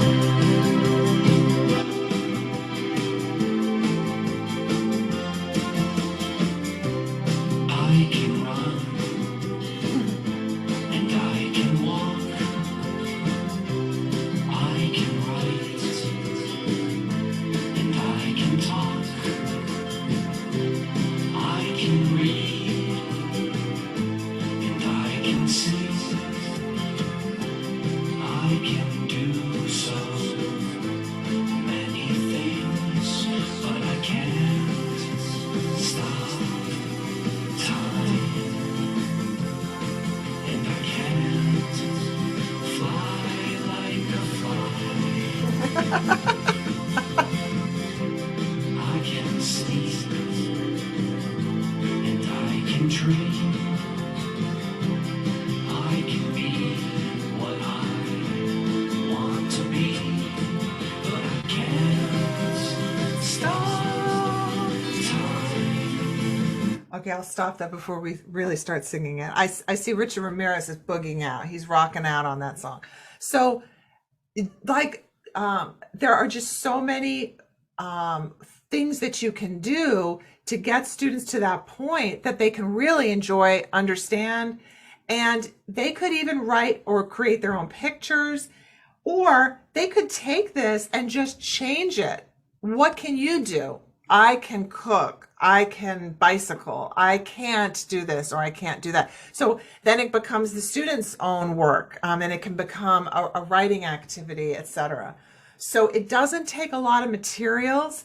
In fact, it's better to have just a simple material and use it a lot throughout the week. Okay, I want to just do one more activity. This I'll just explain. We won't do it, but it's one of my favorites. It's called running dictation. I don't know if any of you have used this, but it's a lot of fun. You can do it on Breakout Room, but you can do it in person. And basically you would have your students in teams, like group 1s, the 2s, the 3s, the 4s, and you have them go to one side of the room. And then you get the 1s to come up to you and you tell them one sentence or one word, and they have to run back and tell their group and they write it down. And then the next person, number 2, comes up and you tell them the next sentence. And then at the end, they show you the paragraph or the sentence they have. And some of them are not quite right. They're a little off. So you can then compare them. And you can do it in Breakout Room by sending students to Breakout Room and then return and send them in return. Okay, let's do this last one because this is my favorite Dictogloss. It is an excellent activity that you can use anytime with no materials. And we're going to try it now. The way the activity works is you take anything, I mean anything, just whatever you want to read to them, usually related to the topic, whatever, maybe you're studying weather or whatever it is, okay? And what you do is you do it as a dictation. If it's low proficiency students, it might just be one sentence, okay? Students write down as much as they can, then you don't read it again. They go to work with a partner or in a small group, and they try to say, what do you have? What do you have? Let's put it together and see what we have. Then they return and they share what they have, and then you show the real text and they notice what's different in what they wrote and what you have. And it's a great way to assess them and to also bring language awareness, have them be really aware of how they're working with the language. So I'm going to try it once here, and I'm going to be opening breakout rooms. Now, the breakout rooms right now are going to have hopefully just about 4 people in the room or so. You probably do not have a teacher in your room. Okay, so someone in the room, just unmute, be active. Maybe you're in a room with people whose internet is not very good. Hopefully there's one other person who can work with you. Okay, so this is what you need. We're going to be having 50 breakout rooms in a minute. So take a piece of paper, take your pen. Okay, you ready? So we're going to do a dictation. And it's a little hard, okay? It's for you teachers. It's not something I would use with students. It's something for you, okay, at your level. All right, so here we go. I'm going to read it 2 times. When you don't know a word, just leave it, because maybe you're in the room with a friend, they're going to have the word, okay? Do the best that you can. Let's get We're ready. We're stretching. We got our pen. Okay. And I'm curious if my teachers can do this too, how they do. It's not too easy. Okay, here we go. Second language listeners often revert to their knowledge of the topic and situation when faced with unfamiliar vocabulary or structures, thus using top-down processing to compensate for difficulties in bottom-up processing.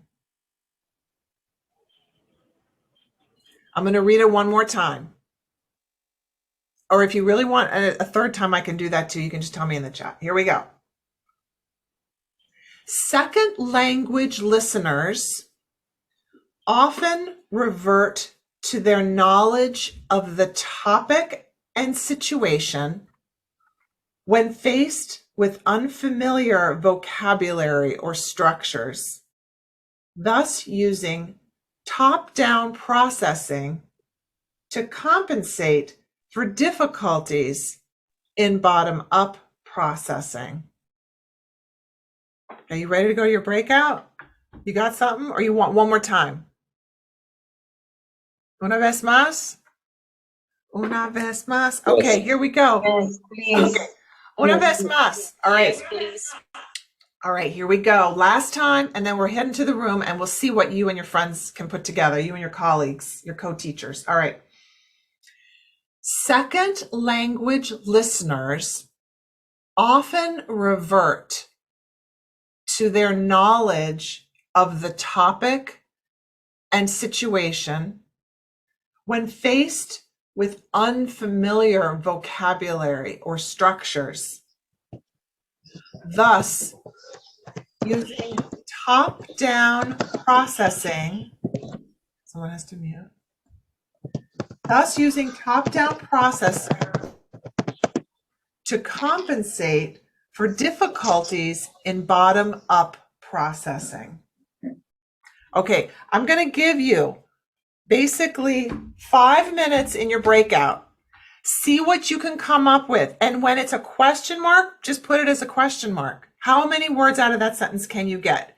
I'm opening the breakout rooms now. Look for your link to join and click join. Do your best. See what you can do. See what you got. And I'm going to bring you back in 5 minutes. Okay. Line 2.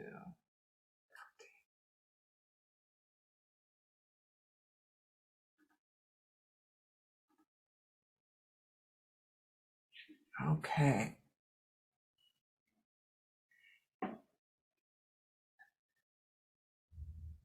I'm going to stop sharing for a second. And my co-teachers, just go in whatever room you got assigned to.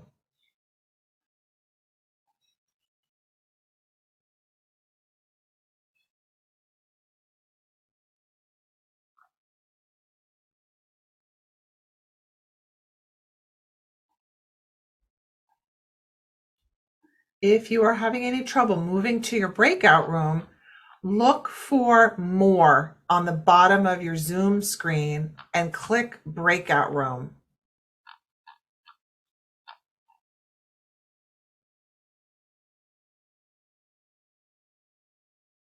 And I know some of you have internet problems and you're not going to be able to join. You can stay here and you can talk to each other here as well. Actually, you can use the 4 squares at the bottom of your screen because some people just can't find it. Look at the 4 squares at the bottom of your screen and click on the 4 squares. That's another way to access the breakout rooms.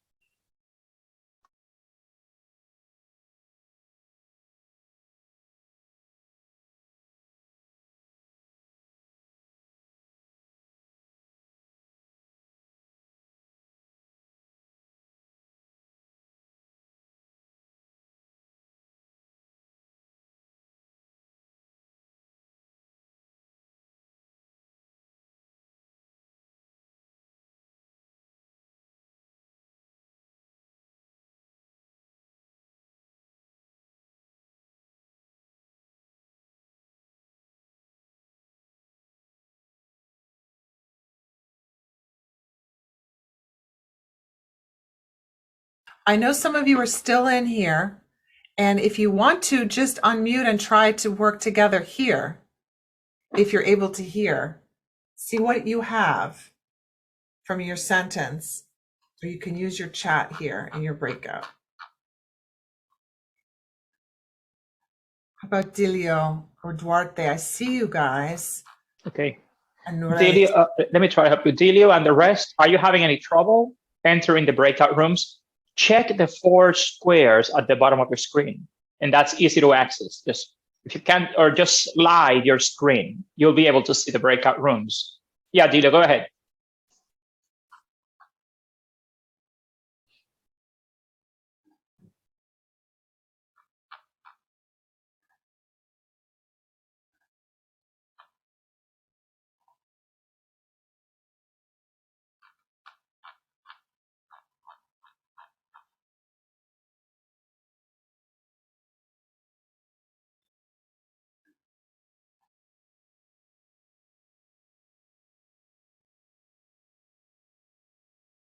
Sandra, you still in here? No.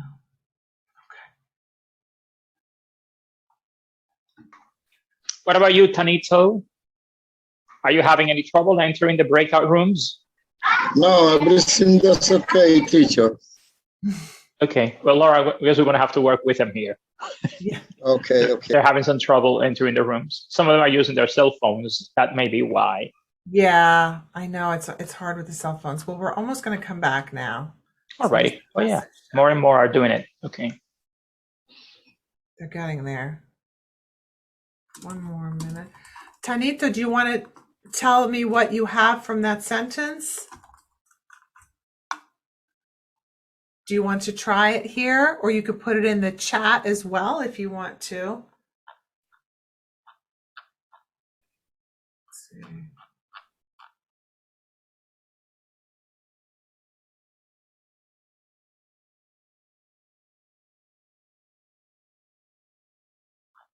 I might be looking for the.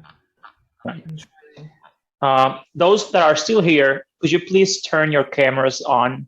Duarte Ramirez, Ana Luisa, Rosario, Gabriel, Ariani, Soribel, Mariela, Agueda, Fernando, Rodelis, please turn on your cameras if you're going to stay here. So let's just try to work it out here with Laura. Let her know. Turn your cameras on, please. Anita, can you read it? Can you tell us what you took from the reading, from the listening? Okay. What about you, Marlene? Hello. Hi, Good evening. Can you tell us? You want to know about my experience in my group? Sorry, because I didn't hear the whole sentence you were talking about. Okay. Anyone here who has actually an answer for Laura's exercise on listening? Oh, yeah, of course. I can do it. Good. Go ahead. Okay. We took some notes, but we didn't get the whole idea. Of course. But I think we agree in the most essential part in this situation. We got second language listeners often revert to their knowledge of the topic and situation when faced with unfamiliar vocabulary. And then we missed something, and we have a structured processing to compensate for difficulty and bottom and blah, blah, blah, because we didn't get the whole idea. But you did great. That was great. You got 95% of it. That's fabulous. So we were discussing about this, and we think that it's the same thing you were explaining before. It's not the same when we teach familiar vocabulary. Is better for our students because they know the topic and they can engage with the whole class. So for us, for example, if we are talking about Dominican Republic or maybe a city from here, it's easier to understand than talking to Ohio, as you said before. So I think the main idea in this sentence or paragraph is that part. That's what we think about that. Got it. So Marlene, for those of you who are coming back in now, welcome back. Make sure that you stay on mute if you could, just another moment so that we can wrap up. But she gave me back the sentence, almost 100% of it, and she gave the meaning of the sentence as well, which was wonderful. I would love to hear another person who thinks they have, or their group has like most of the sentence or part of it. Maybe Ambrosina, did you want to read it? What you have? Yes. Okay, go ahead. I'm going to listen. Okay, we have second language listener often refer to the knowledge that to a topic and situation when they face with unfamiliar vocabulary, both using processing to compensate difficulties and border of procession. Only that. That's great, Ambrosina. For us, it means that we have to be familiar with the things that we are going to teach to a student for the student to understand better and get better comprehension. Okay, really nice job. I'm going to call on a couple of people. I see you, Josiah. I see you, lady, but I'm going to hold on because I want to see if I can get a couple other versions of this. How about Jordi Garcia? What did you have from your list? Okay. Well, I get Second language listeners often revert to their knowledge of the topic and situation when faced with unfamiliar vocabulary or structures. Thus, using top-down processing compensate for difficulties in bottom-up of processing. Whoa, very nice, Jordy. Excellent. And your group too. And Jordy, did you find that in the group, people had different things? Not everybody had the same, and you kind of had to put it together? Okay. Yes, we connected. Yeah, you connect it. And this is why I think this is a nice activity, because it makes listening a little more social, because you bring to the group the different, not everyone, just like this. We can't do this alone. We have to do this together and sharing ideas. It's not just one person, but all of us working together. So let me hear maybe Julissa. Do you want to try your version? Sure. Okay, go ahead. Okay. Second language listeners often revert to their knowledge of the topic in situations when faced unfamiliar vocabulary or structures. Thus, using top-down processing to compensate difficulty and bottom-up processing. Ooh, very, very nice. Very nice. And you see too that as each student shares, maybe you go, oh, there's another word now, and you add back to yours. So don't give students the answer so fast. Don't say, okay, this is the answer now. Here, let's go over it. Let me review it. Let me recap it. Let there be a little mystery still. I still haven't shown you the real one yet. I'm waiting, and it keeps you kind of waiting to hear. I'm going to listen to Yokali and then Josiah, and then I'll show you the real one. Okay. Yokali de Jesus, do you want to try it? Jokali, yes. Yay. I've been recapping here. Okay. Yeah, great. We have, as a group, we have second language listeners often revert to their knowledge of topic and situation when facing unfamiliar vocabulary and structure. Those using top-down processing to compensate difficulties in bottom-up processing. Oh my God. There's only one word missing out of yours. One. Oh, really? Yes, one. Good. Now, this is Nice. another thing of, let's say you tell students, now you're close, you have one word or whatever. Go back and read it. Your knowledge of grammar should tell you the one word you're missing or whatever it is, depending on the situation.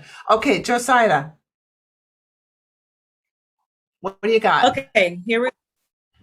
Second language listeners often revert to their knowledge of the topic and situation when faced with unfamiliar vocabulary or structure. Using top-down processing to compensate for difficulties in bottom-up processing. Woo! Okay, so there was the one word, and she got it. Now I'm gonna share my screen, and I want you to take a look. This is what I was reading to you. So take a look at it.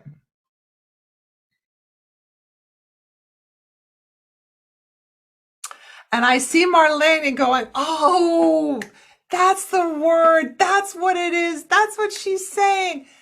And believe me, students, when you show something, they don't really look at it. But after an activity like this, they're looking because now they want to see what it is that they missed, what's different. And you can then have them take what they wrote and read that, and they have to mark what's different.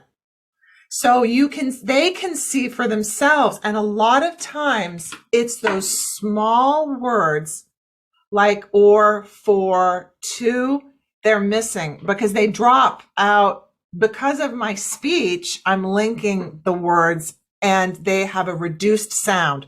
So they're not picking them up. So we'll talk about that when we talk about pronunciation. But you might say, wow, you know what? I have like 50% or 75% or 80% of those words. I'm doing really well. And now they can say, teacher, what is that?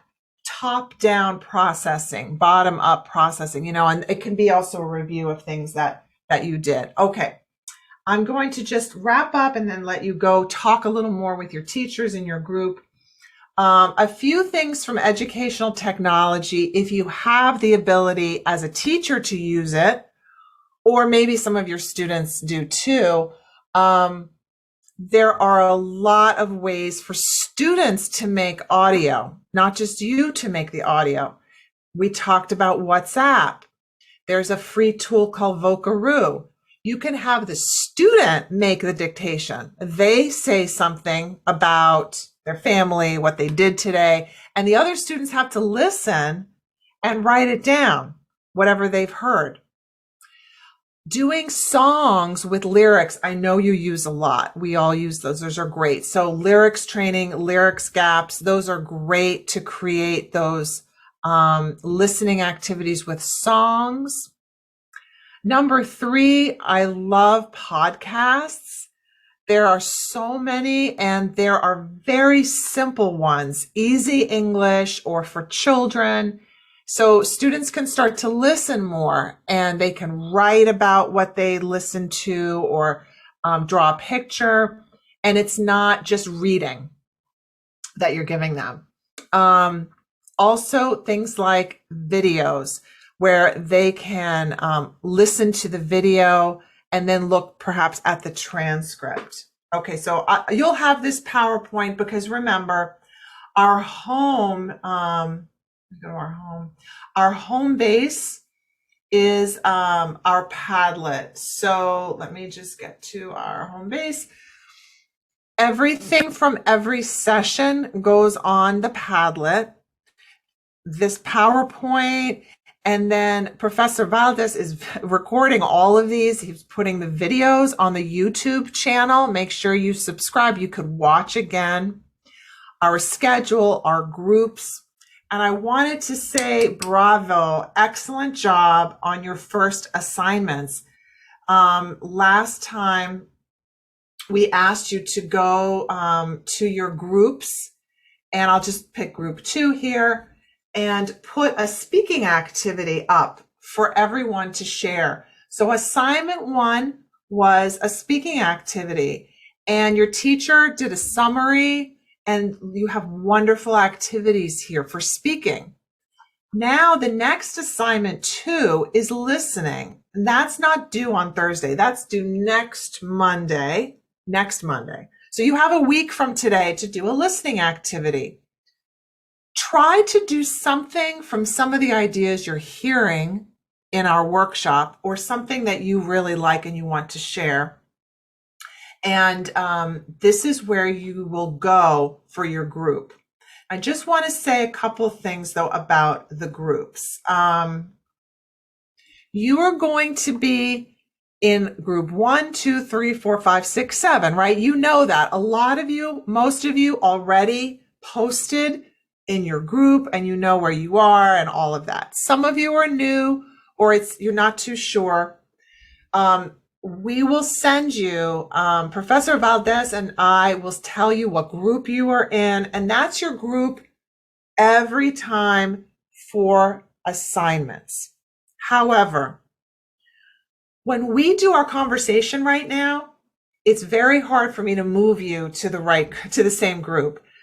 If you're able to move yourself, that's great. Otherwise, you're just going to be in a group from 1 to 7. And I hope that it makes sense. I probably confused you, but what's going to happen is you're going to go into one of these groups right now. I'm going to stop sharing in a moment, and you will be with that group tonight for about an hour. Whoops, I'm looking for, sorry. This is our Padlet. Okay, so this is our schedule. So we are here, we've just done module number 3. We will have module 4. Thursday, we're gonna be on Zoom again. I'm not gonna be in my house. I'm gonna be somewhere else, and I hope it's gonna work okay with my computer. But we're going to talk about pronunciation because it fits with listening. do some activities. So you don't have to post anything this week. Just be a participant in tonight, and then in Thursday night. I will see you again Thursday at 5. So what's going to happen now is we're going to put you in a room 1 to 7, okay? And it may be the same room as before, but it might be different. It's okay. You're going to have a teacher there. You can ask questions. You can say, how do I use Padlet? Can you show me how does Padlet work? You can also ask questions about what we learned tonight, and then you can leave. You can go home. You are home, but you can leave the Zoom session at that time. Okay. The questions you have, try to ask them now. If it's a question about teaching, ask it in your breakout room. If it's a question for Professor Valdez, he's here, and you can ask it now in the main session. Okay, so I'm going to say adios, hasta la vista, hasta luego, hasta jueves. With much gratitude. You're wonderful. Thank you so much for all your ideas. Goodbye, teacher. Goodbye. Thank you. Thank you, Laura. Bye, teacher. Now,